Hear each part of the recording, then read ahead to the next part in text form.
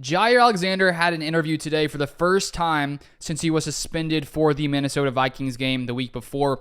And so I want to break down what Jaire had to say. In watching this interview, he was definitely acting different than he has in times past. He's much more reserved, much more quiet, doesn't seem to be drawing as much attention to himself. And so I do think watching this interview, it sounds to me like Jaire has learned his lesson from the suspension.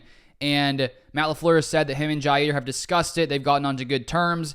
And it seems like Jaire's goal now is to not, draw as much attention away or draw as much attention to himself and cause any kind of issues. And I sort of got that vibe from his press conference.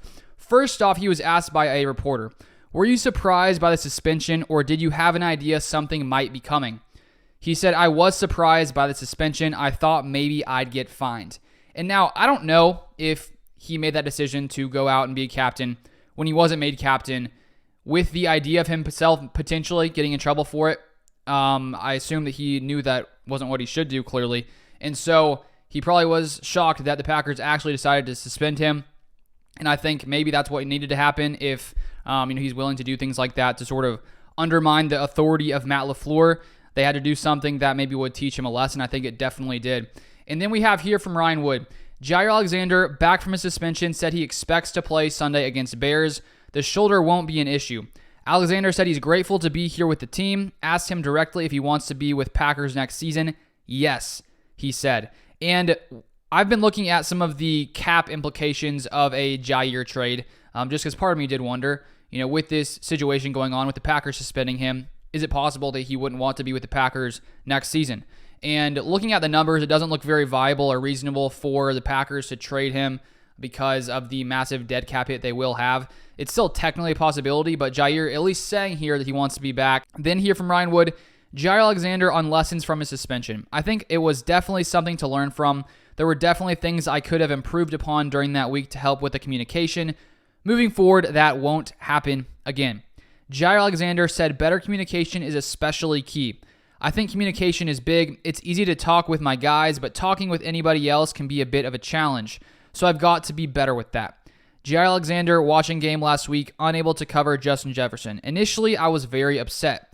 But when my guys went out there and did what they did, I couldn't be too mad. I was pretty happy. I sicked my boys on them, and I didn't have to move a muscle.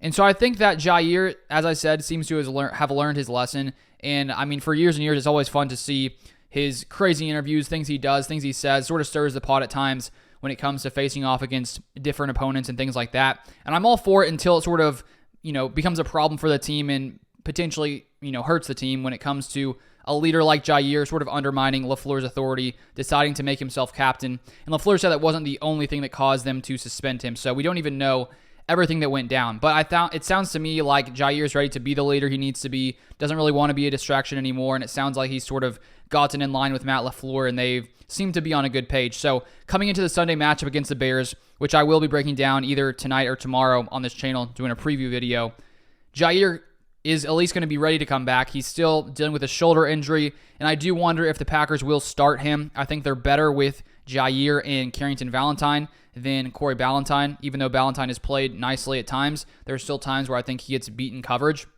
But I think that the Packers are going to be the best with Jaire out there, so we'll see what happens on Sunday. I would assume he plays, and we'll see if the Packers decide to make that decision. But that's all from his press conference. If you want more Packers content, feel free to subscribe down below, and I'll see you guys next time.